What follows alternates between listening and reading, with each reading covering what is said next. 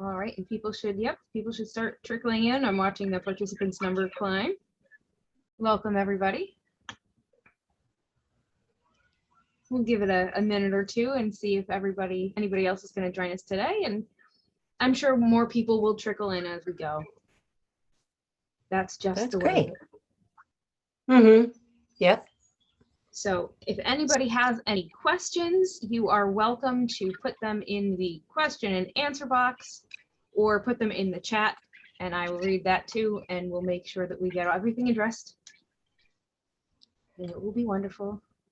You might end up answering most of the questions during the talk anyway, but you never know. Right. Never know. Okay. Well, let me get started, and I'm sure more people will trickle in. My name is Kat. I'm the children's librarian here at the Tewksbury Public Library in Tewksbury, Massachusetts. Welcome to our library, and thank you so much for joining us tonight. We have Kitty O'Meara, the award-winning author of And the People Stayed Home, a beautiful picture book, which we will be reading in a few minutes. Thank you so much for joining us tonight. I think we're going to have a lot of fun. I've heard some of the story of how all of this came about, and it will be really interesting to hear your your origin story here of how it went from a Facebook post to a book and a ballet and a I was reading about a couple songs have been written about it. Many. Yeah. And I know this was on the bestseller list as well, which is amazing to me. Just not amazing, but as in unexpected, but just that's really neat. Right. Yeah. Yeah. So I will read our poem here. I've made it so that it should be facing the correct direction. And the People Stayed Home by Kitty O'Meara. And the illustrations are by Stefano Di Cristofaro and Paul Pareda. I hope I pronounced those correctly. I love the end papers. I really like end papers. That's a librarian nerd thing that you get to see. No, I do too. Hints of what's going to come in the book. Right. And there's one of each on each side so little kids can find the partners. Oh, what a great idea. Yeah, I hadn't noticed that, but yeah, the plant is in both places. Like, that's really neat. I'll have to point that out next time. Yes. Here we go. Of course, the dedication, this book is for Philip, who I'm sure is around somewhere. Tell him we said hi. And the People Stayed Home.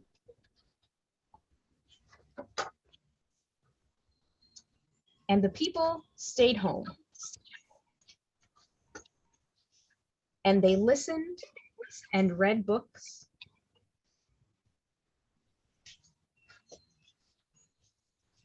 And rested and exercised and made art and played games.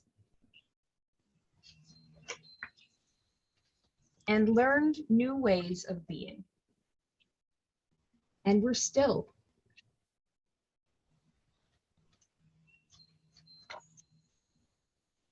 And they listened more deeply.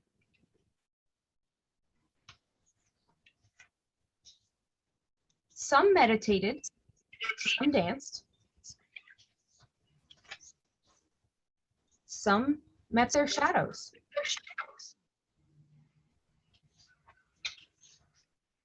And the people began to think differently.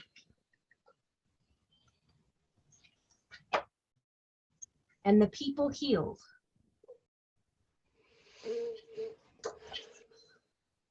And in the absence of people living in ignorant, dangerous, and heartless ways, the earth began to heal. And when the danger passed and the people joined together again, they grieved their losses.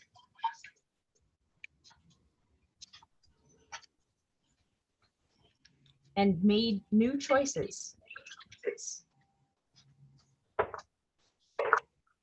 And dreamed new images.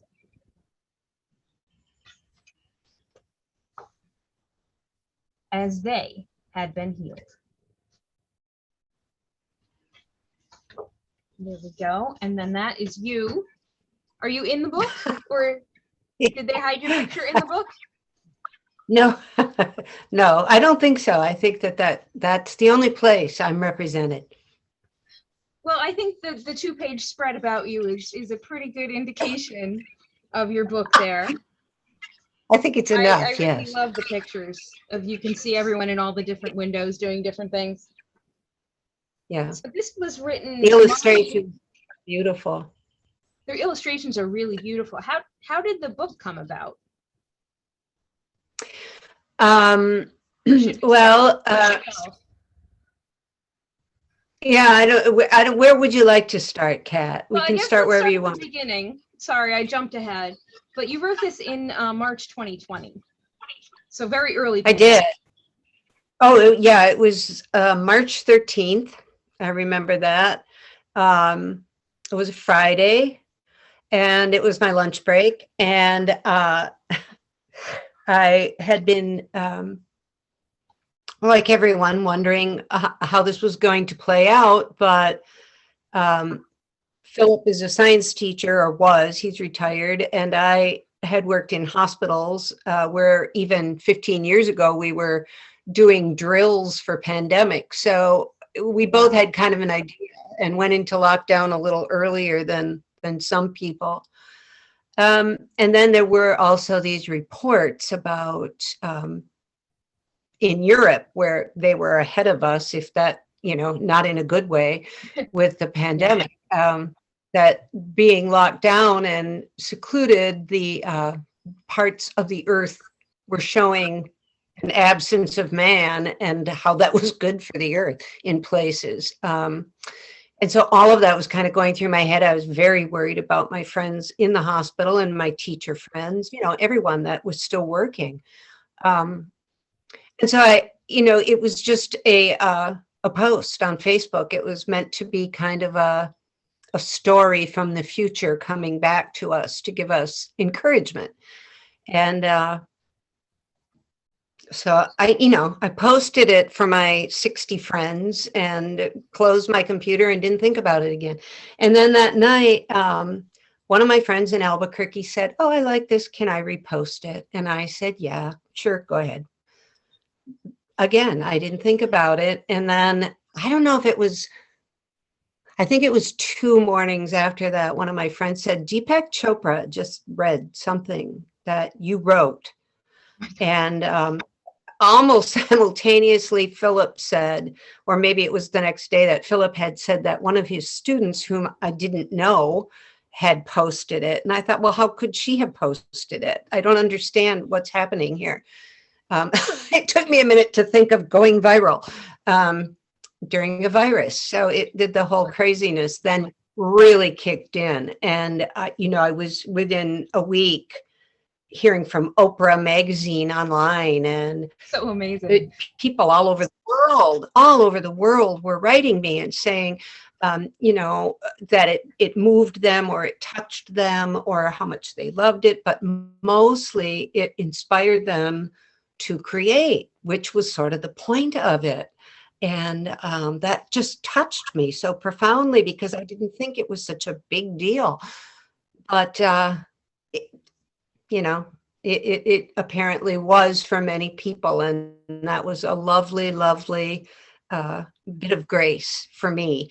And so composers were asking to use it in choral pieces a lot, which really, I didn't create it with rhythm or rhyme, and I thought, okay, go for it. If you can make a choral piece out of it. Well, they did, and they were beautiful pieces. Yeah. Just beautiful. And then you've gotten to hear all of the pieces people wrote? A lot of them I posted on my blog so people could have access to them. And, other people were just folk musicians. Jazz musician contacted me and put it on his album at the beginning and the end of the album with music that the bass player had written, Gabriel Alegria. It's just very beautiful things had happened from it. People were doing fabric dancing to it. The Sao Paulo Ballet in Brazil was doing dances at home to it. It was just amazing. Videos, a lot of videos and paintings, and uh, anything people do to express themselves, they were using these words. And it was, I don't know, it was very exciting and humbling, and beautiful. Yeah, I mean, your words have really inspired a lot of people. And I'm sure that must be such a wonderful feeling to know that you're making such a difference. Yeah, it How was did because you, it was a hard year.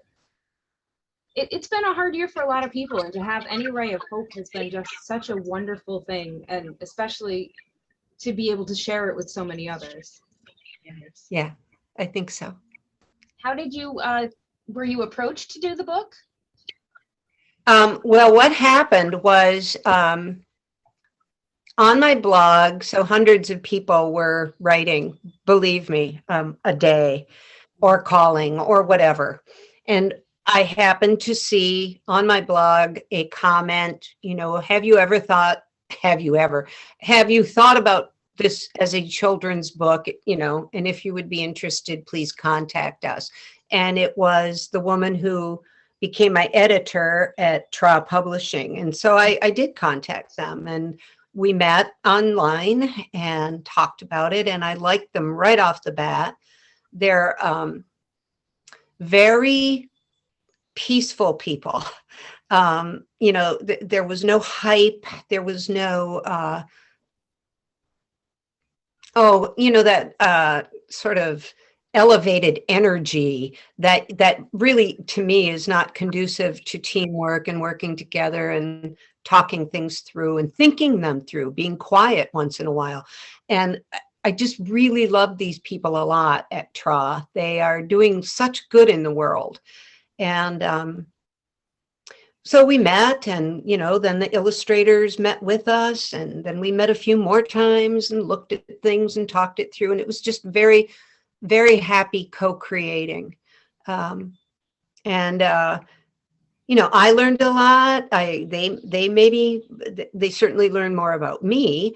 They're masters at their craft, but I think it was an exciting adventure for all of us. Yeah. Oh, I'm sure. Did you actually get to talk to like Oprah Magazine or Deepak Chopra or Kate Winslet's on the back of your book as well? Did you get to speak to anybody? Kate Winslet recorded the Vooks version. Oh, wow. No, she she did not talk to me, but she shared very kind words. So, and she did a very good job reading it on books. So I was very happy with that. Deepak, sadly, and I are not pals. That's a shame. I didn't talk with Oprah, but I talked with Oprah Magazine. I was interviewed by them, and a lot of people that I really appreciated. And then John Crigliano, a composer of some merit in our country of opera and film scores and things, he created a solo piece for Renee Fleming, who is a good friend of his. And he and I did share correspondence, a very gentle, deeply sensitive, talented, dimensional person, who also teaches, and you could tell that because of his generous spirit, that what a gift it would be to be in his class and learn composition. But so yeah, I've had a lot of wonderful conversations this year with people from all over the world. Yeah, a lot of us had our world kind of shrinking, but it looks like yours broadened out quite a bit. Well, isn't that the ironic thing, is that going viral during a virus and being in lockdown, I traveled more of the world and made more friends in a shorter time than I think I ever have before in my life. The experience of the past year was just so different for me from anything else in my own life, but certainly also, if down the road we're sharing our pandemic experiences, mine was just totally bizarre compared to most people. It was pure gift, but it was bizarre. It was unexpected. Well, it must have been quite a shock to go from 60 friends to Deepak Chopra overnight, practically overnight, over a couple days. That's it was a rocket ride. How did Yeah. you get it? Who was it along the way? I'm just curious, but it went viral on Facebook, and so it got shared and shared and shared and shared, and going viral on anywhere, but on social media, I don't even think they have the mathematical term for the multiplication in that. It's beyond geometric. It's just amazing how fast, within seconds, something can be shared and shared and shared and shared and shared. And of course, I didn't put it out there even expecting that. A friend said, "Can I share it?" And I thought, well, sure, she's going to share it with her friends. So no big deal. But, some of them shared it, and then boom. And like I said, I didn't know what was going on at first. I couldn't figure it out. I saw a lot of people share that too. If anyone in the audience doesn't know, we're cousins. So I actually got to see this from the beginning, which is neat. I'm one of those 60 friends. So it was just amazing on my end to be able, I'd see it from someone and I go, how do they know Kitty? I know it was shared at one point and it was attributed to like a girl from the 1800s or something. And I'm going, what is this? I think quite an older woman. Yeah. Yeah, I know. There was like an interception where my original friend who shared it, my name was attached. And in the sharing and sharing and sharing, and people started adding their artwork, my name got put off and translated into Kathleen O'Mara, who wrote under the name Grace Ramsey during, I don't know. I don't know. They took it and they said it was during the Spanish flu, and they said it was during the, this flu and that epidemic and pandemic. And, I mean, if you really read the words, I think it's locked in our time pretty specifically with things like meditating and meeting their shadows and, but that's what happens. It gets out of your control. There was nothing I could do about it. Someone on NBC read it and credited it to 1918 or earlier. So there you go. I mean, it just is what it timeless. is. Classic and timeless. I'm holding up pretty well. That's what makes a good piece of work, though, is that, someone said, oh, 1800s. Okay, sure, I can see that. And, right. And it really speaks to everybody. If it gave people comfort, that's really all that mattered. My one concern was that people not try to profit from it, because that was not the point of it, to sell T-shirts or things, Have there been T-shirts? Probably. Oh, there've been all kinds of things. Yeah. And those I did try to put the kibosh on, but working with these other artists, if there was any money to be made at all, we had designated first responder funding and, different groups. I gave some to my the pet rescue that I have volunteered for, and, just places that were in trouble during the pandemic. Yes, really that was nice to be able to. For a lot of places, I know it's been a really hard time for everyone to keep their doors open. Yeah. I love how the Oprah magazine article was called "Who Was Kitty O'Mara?" I just thought that was so funny. I know this is your first real big published work, but you have written for a while.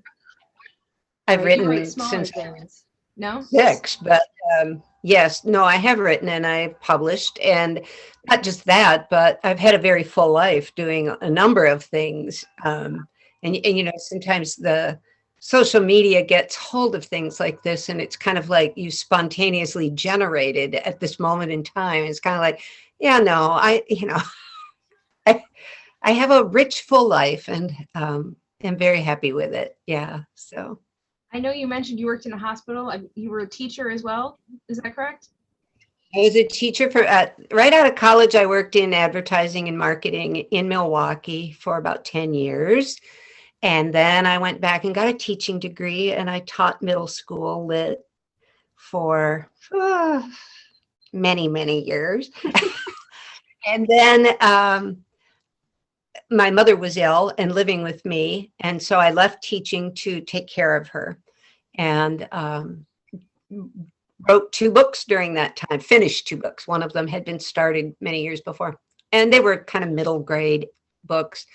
And then after my mother died, I went to school again for another degree, a master's degree that I needed to pursue spiritual care in a hospital and hospice setting. And so that's where I ended my working career, was first in a hospital and then with a hospice.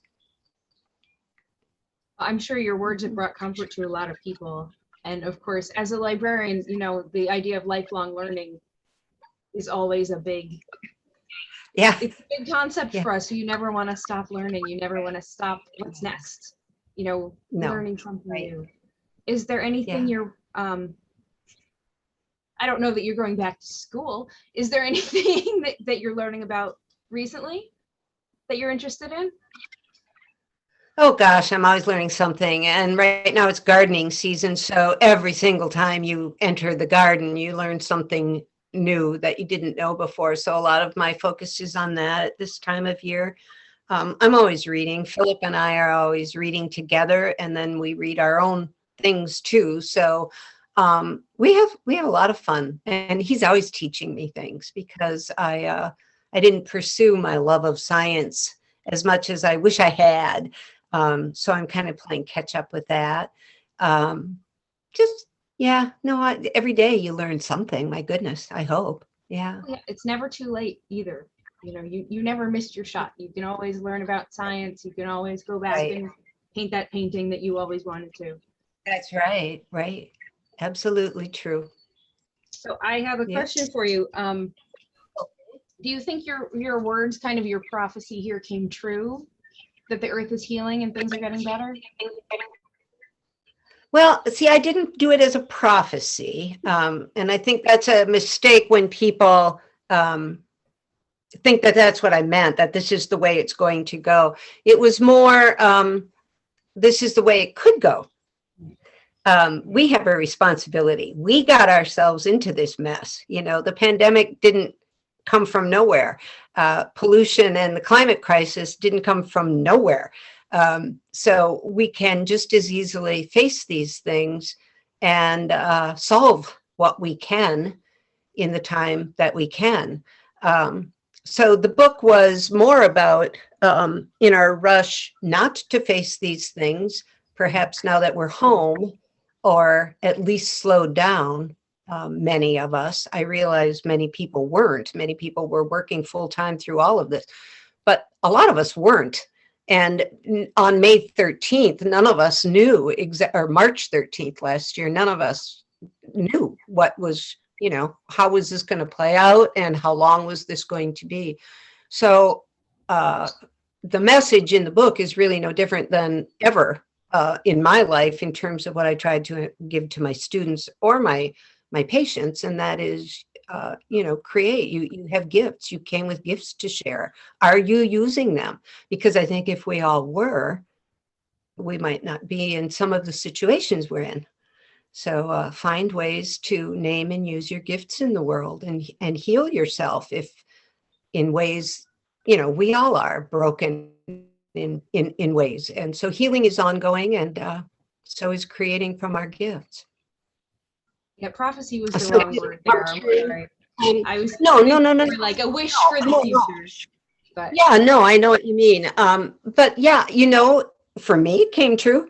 And for a lot of the people I worked with this year, it came true. There's a lot of artists doing a lot of creating and putting it out in the world. So yeah, came true for me. Yeah, and a lot of us, even if we were still working, working from home means no commute. So there's a lot of extra breathing room there as well. So I know, I agree. A lot of people have more time. Right. And a lot of people, it was humorous too, because people were making memes and jokes and things about being home. But, a lot of people were, of my friends, one of them was cooking all the time and showing her food every night. She had not done a lot in her kitchen. She hadn't had the time. And she was doing a great job of these wonderful meals for herself. So it was self-care and it was creative and it was artistic. Um, and, and I had friends take up knitting or continue or pick up again on crafts and hobbies and artwork that, they just hadn't had time for. So, yeah, I think it was true for a lot of people because they chose it to be true. Yes, and hopefully ongoing. So yes, people I realize hope so. Yeah. to take a step Yeah. back sometime. Yeah. Well, I know that you have a new book coming out next year. In January. Can you tell us a little about that one?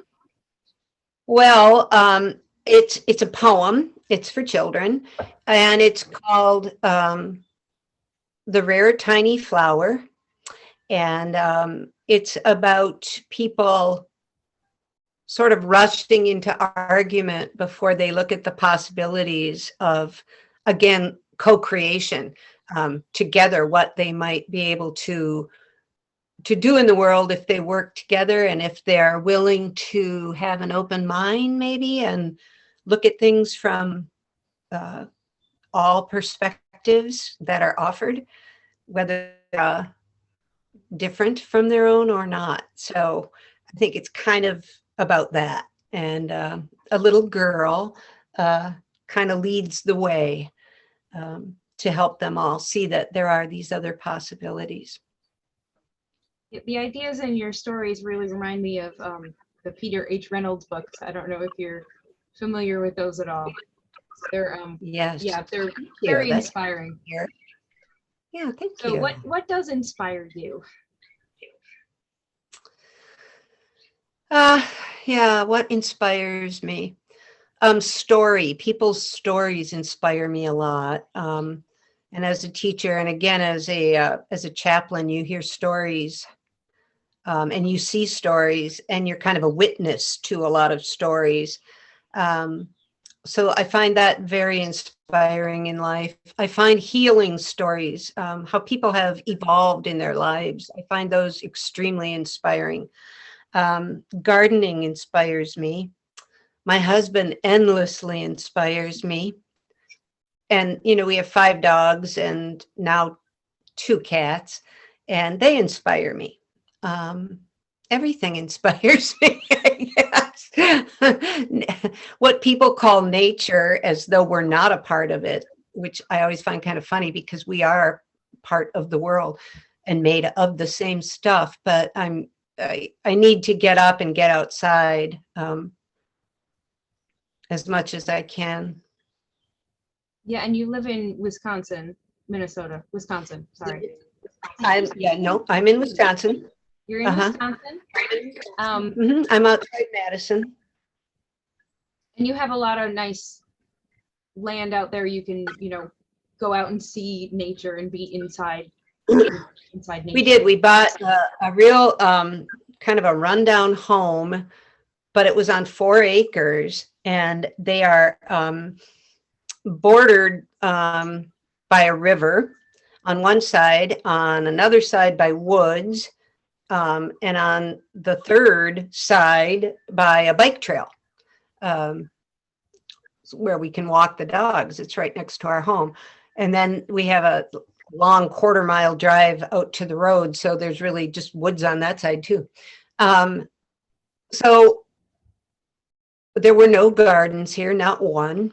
The house, as I said, was very run down, but Philip is a wonderful, gifted carpenter. And he'll tackle anything. It's not, he'll do electrical and all of that. So over the last 25, almost 30 years, I guess, we've kind of rebuilt the whole thing to the way we like, but we've added tons of gardens. And that's been just a real joy. We just like doing it, and we've always had a lot of animals. So we really aren't able to travel a lot, which is sort of a sacrifice because we both like traveling, but it was important to save those lives and make sure they were cared for. So that's kind of what we do. We vacation at home. We staycation. That sounds so nice. And you always have something. Well, and you can ride, you can we always you can vote, you can do whatever without right. having to leave the comfort of home. if you don't That's want. right. That's right. Yes. So I know you said you worked for the dog rescue and you have 5 now, right? Yes, I volunteered with them. And we had always had dogs. We'd always had pretty big dogs, labs and such. And then when our last lab died, I couldn't wait real long. That I was just too in need of that companionship, and so I got a little puppy from the Humane Society in Madison, and then learned of the dog rescue near me and started volunteering with them. And through them, 4 dogs have come to us. But I also fostered a lot of dogs and got them placed in other homes. Animals definitely inspire you. Are they maybe going to star in a book someday?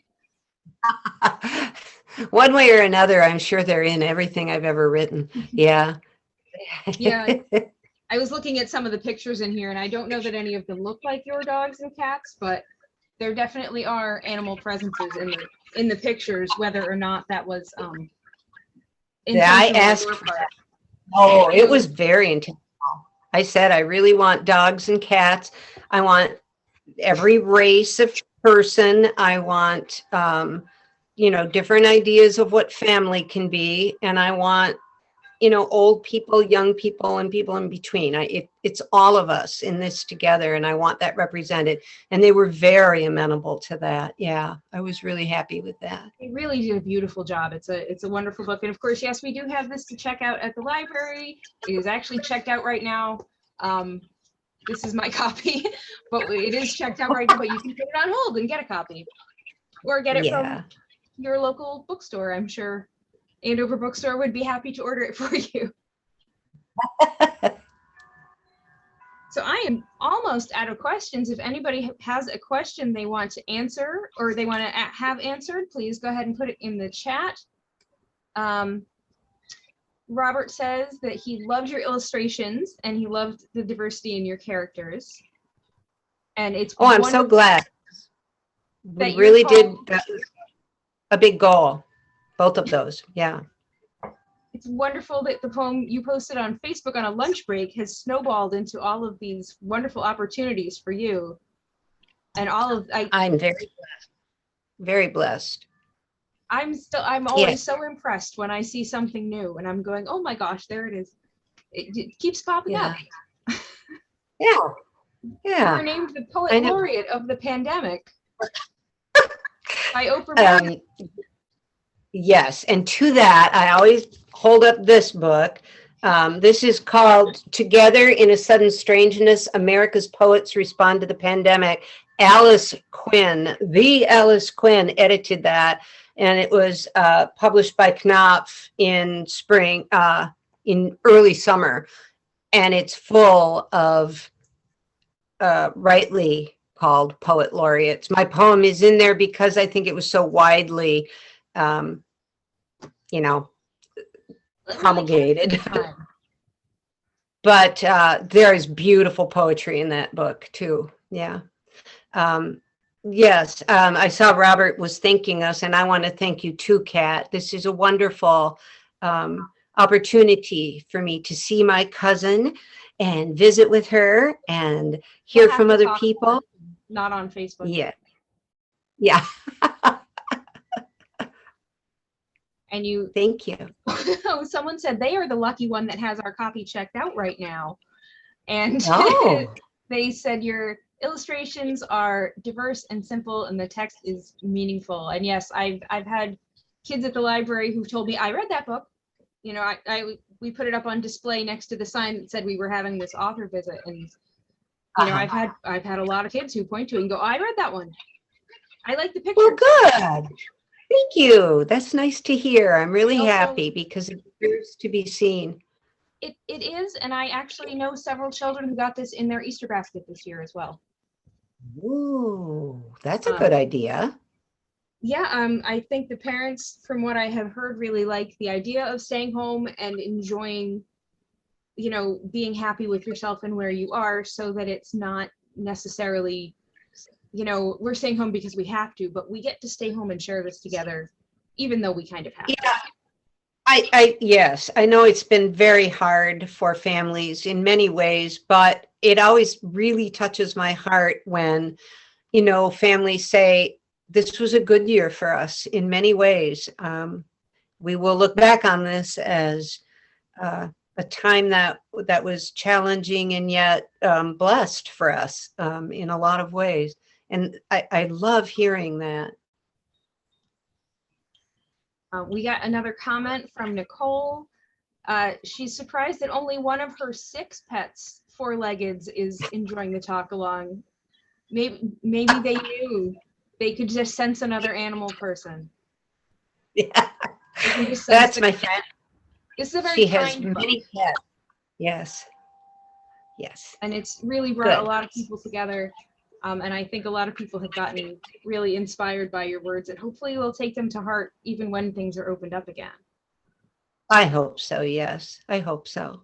I hope we'll be changed in good ways. Well, hopefully people will take this as not an excuse, but a push toward personal growth and happiness, as opposed to a, prison sentence being stuck at home. Right. Right. And I listening to each other, but also to yourself, slowing down a little. I don't think that could hurt us. Of course, yeah. Pay attention to yourself and the world around you, and who knows, you could be the next Kitty O'Meara. Good luck. It's so pretty. I love that. If people haven't had a chance to see this yet, there are quotes on the back from Deepak Chopra, Kate Winslet, who you said read the audio version, Cy Montgomery, who I am familiar with from The Soul of the Octopus. She's a great author, nonfiction. Wonderful. And, Oprah Magazine called you the poet laureate of the pandemic. Yeah. It's the shorthand for a silver linings perspective during the coronavirus outbreak. And I really, I think a lot of people have been really inspired by your words. I know you have a blog online. Do you want to let us know what that is so everybody can follow it? It's called The Daily Round, and it's at WordPress. And I just took 2 weeks off for the first time in forever, and coming back on Monday. So, but yeah, you can visit it and look through. Since 2010, maybe 2011. There's a lot. I do the photography for it too, so that's been a joy for me. Yeah, I know you take some really beautiful photographs. Well, thank you. Thank you so much for meeting with us tonight. It doesn't look like we have any other questions. If you have any other comments you'd like to give. No, just be safe and well and create. Well, hopefully we can all create and thank you. Share. But thank you so much for coming. It was really great to see you. All right. It was my pleasure, Kat. Thank you. Thank you so much. Take care. Have a good night. Bye.